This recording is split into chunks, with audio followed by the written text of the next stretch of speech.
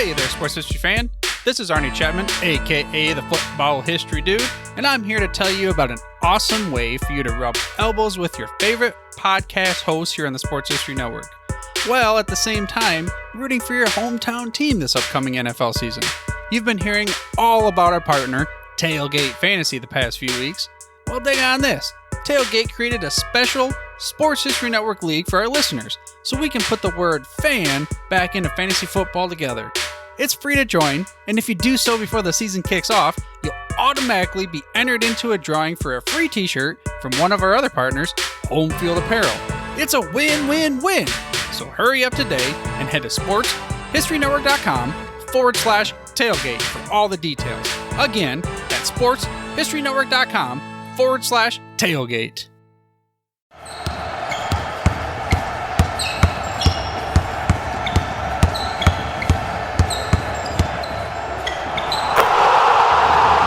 This is Basketball History 101 with Rick Loayza.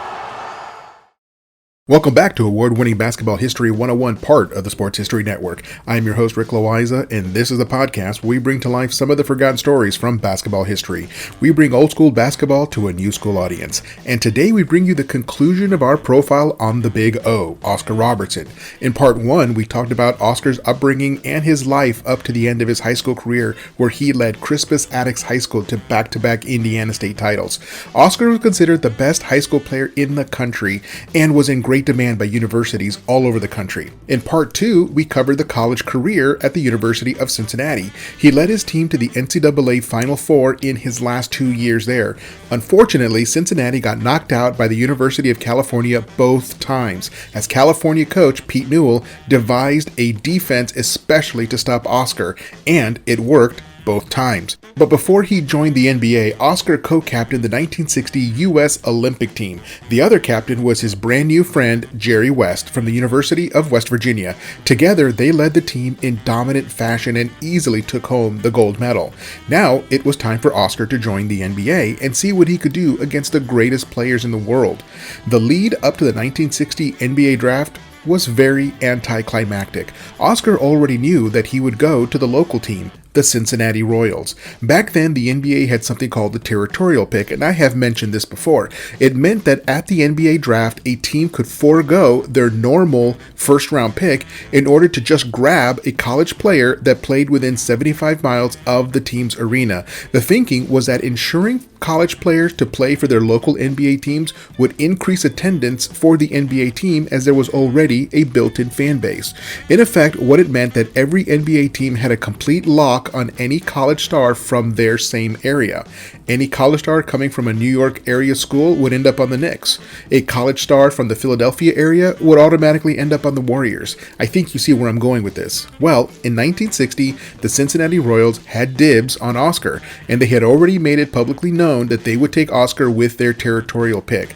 Oscar knew that he would not even have to leave the city of Cincinnati, but he would have to move out of the dorms, of course. With this new NBA money and some endorsement money, he was able to purchase a very nice home in an upper middle class neighborhood of Cincinnati. He was newly married, and this was a great place for Oscar and his wife Yvonne to raise a family. Having grown up in poverty, this was new to Oscar, but he enjoyed his wealth. And in saying that, I do not mean that he was wasteful or splashy. He had a business degree from the University of Cincinnati. He made the dean's list several times, meaning that he was an exceptional student. He understood that this was his opportunity to change his family's future. He had already begun investing his money very wisely, even while still in college. He was able to use his knowledge of business and contracts along with some other good advice from a lawyer friend, and he negotiated a very rare guaranteed contract from the Royals, including a no-trade clause, the first such clause in NBA history. The Royals could not trade Oscar without his consent.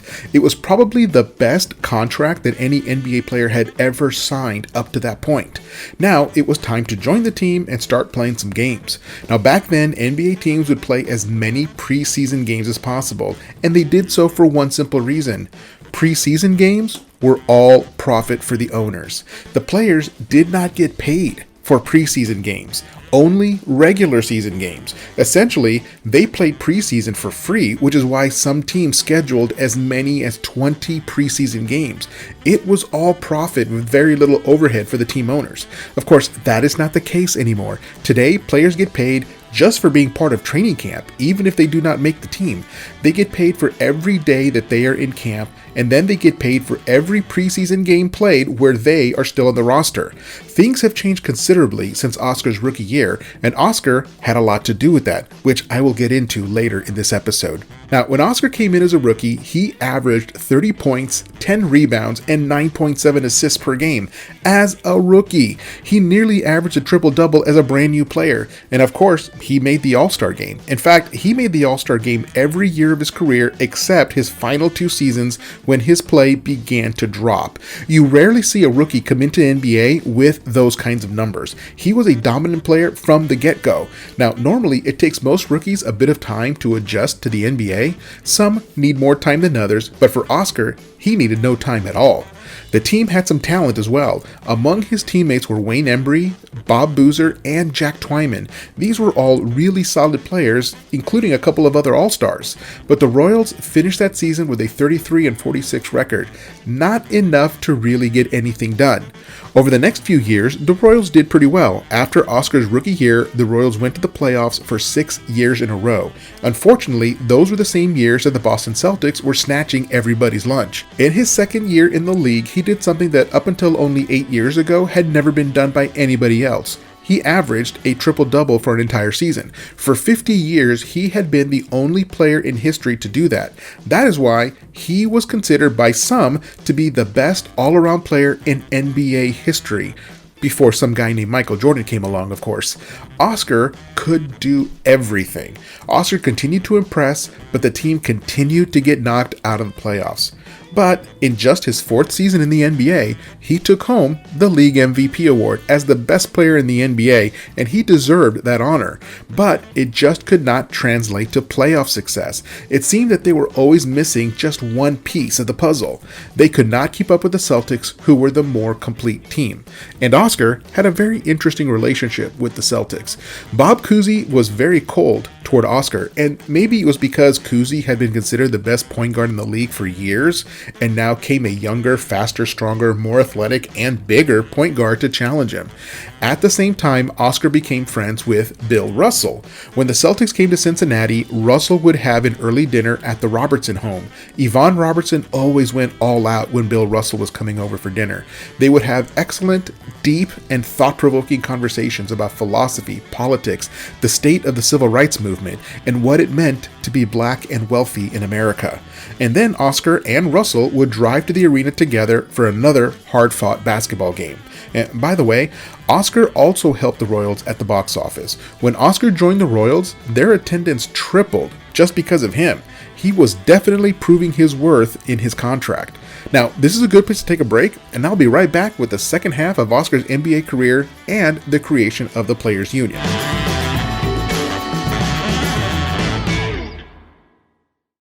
This podcast is part of the Sports History Network, your headquarters for the yesteryear of your favorite sport. You can learn more at sportshistorynetwork.com. At the Sports History Network, we're all about sports yesteryear, and so we're so pleased to introduce you to Row One, an online memorabilia gallery and shop that brings your sports history to life anywhere. The Row One gallery includes over 5,200 gorgeously reproduced prints of team posters, game program covers, game tickets, advertisements, and more in baseball, pro and college football, pro and college basketball, and more. And any gallery item may be printed in a variety of sizes on wood, metal, canvas, acrylic, or poster paper. And in Row One shop, check out the thousands more of unique items with the retro and historical designs dating back to 1876, including t-shirts, long sleeve shirts, phone cases, mugs, blankets, pillows, towels, and even shower curtains. Go to sportshistorynetwork.com, ROW1, for access to the full Row One catalog and for gallery prints and gift items, plus get a 15% discount off all prints on the Row One Pictorium Gallery with coupon code SHN15. Follow the link on the show notes. Hi, everybody. Dan and Andrew from Hello Old Sports here. We wanted to drop in and let you know about our latest episode. That's right. We interviewed the co-authors of Phyllis George, Shattering the Ceiling, a biography of groundbreaking broadcaster Phyllis George.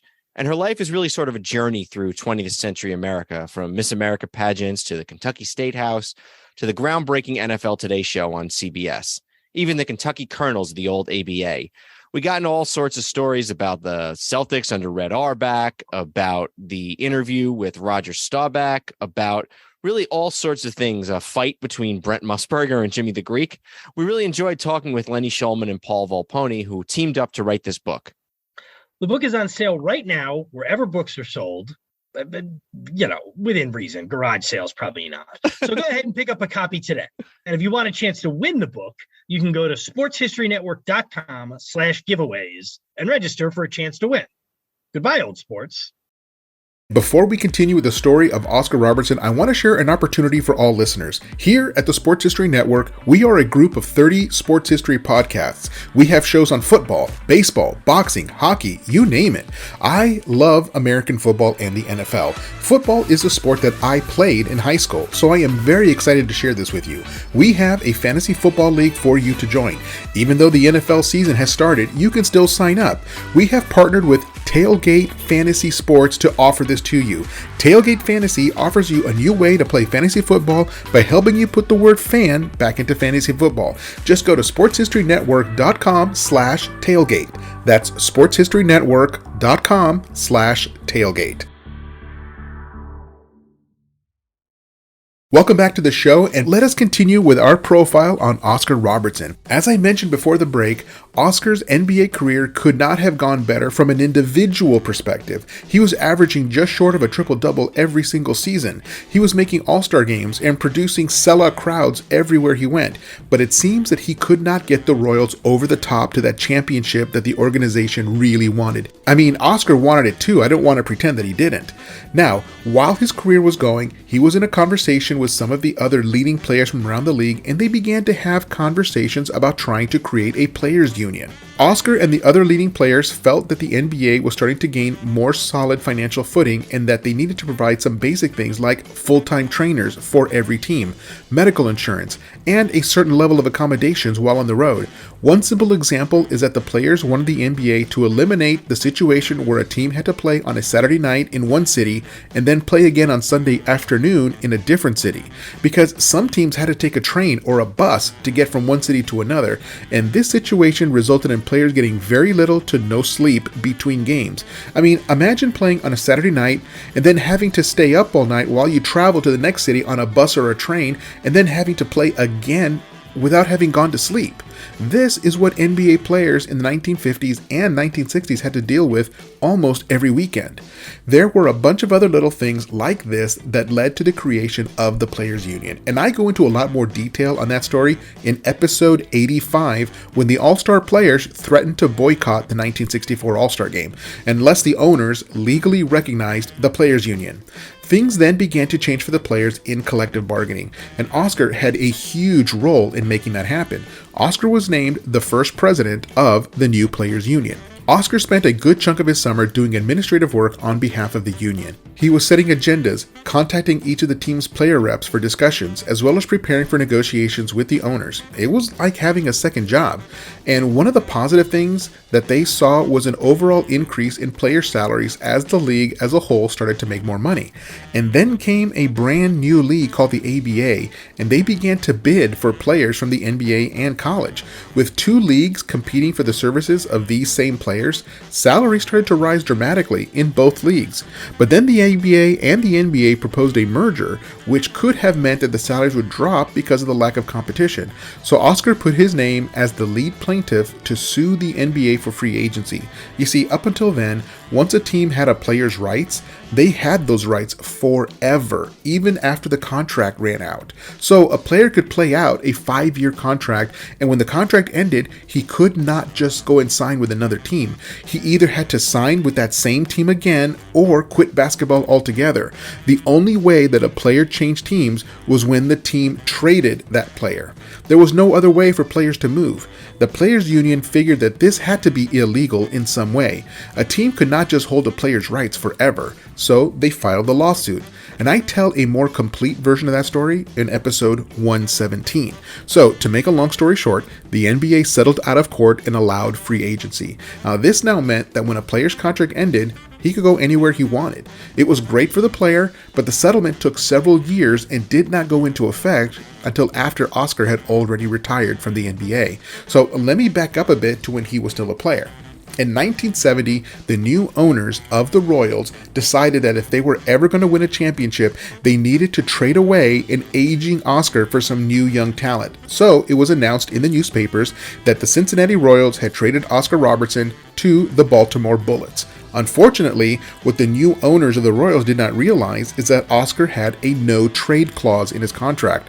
They could not trade Oscar without Oscar's consent, and the owners were reminded of that during a meeting with Oscar and his lawyer.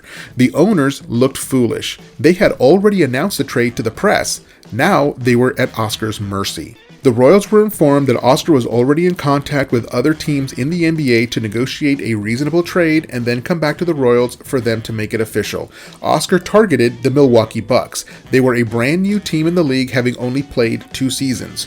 But they had a guy named Lou Alcindor who was just named Rookie of the Year and would eventually change his name to Kareem Abdul-Jabbar. And Oscar wanted to play there. And the Royals made it happen, and Oscar became a Milwaukee Buck. In Oscar's very first season in Milwaukee, they won the NBA championship. He finally got the thing that he had been working on for his entire career, and now he had it. In total, he played 4 seasons for Milwaukee, but those last 2 years were a bit underwhelming. He was getting older and little injuries started to pile up. At the end of the 1974 season, he talked with the Bucks about coming back for 1 more year, and the Bucks declined the offer, and Oscar was done with his playing career. At the time that he retired, he was the number 1 player all-time in career assists, and he was number 2 in all-time scoring. That is how much he dominated his era. After his retirement, he moved his family back to Cincinnati, which really had become his home by then. He still lives there today. He raised his 3 daughters and started a number of successful businesses. He was one of those early NBA stars who then became a successful entrepreneur. He changed the future of his family's life just as he had wanted to since he was a kid.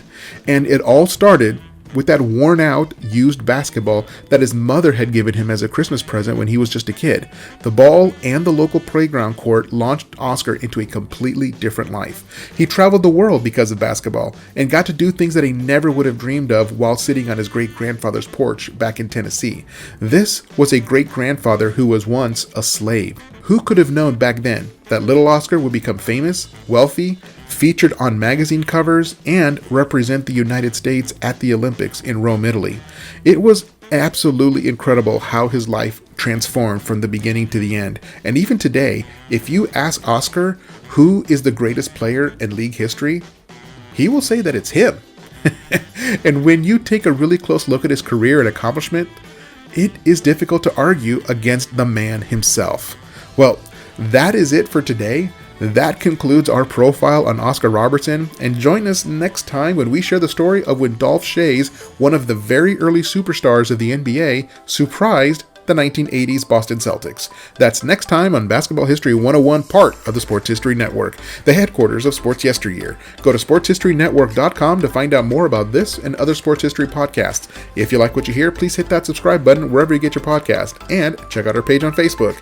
It's called Basketball History 101 Podcast. There you will find shorter historical posts as well as comments and discussion starters on today's game.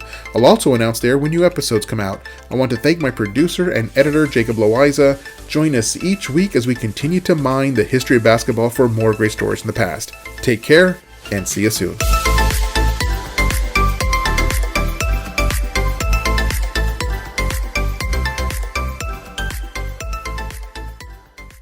Hey there, sports history fan. This is Arnie Chapman, aka the Football History Dude, and I wanted to thank you for stopping by to listen to another episode here on the Sports History Network.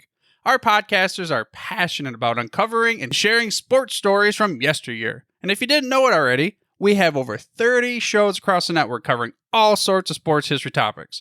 In fact, here's a glimpse into one of our awesome podcasts here on the network.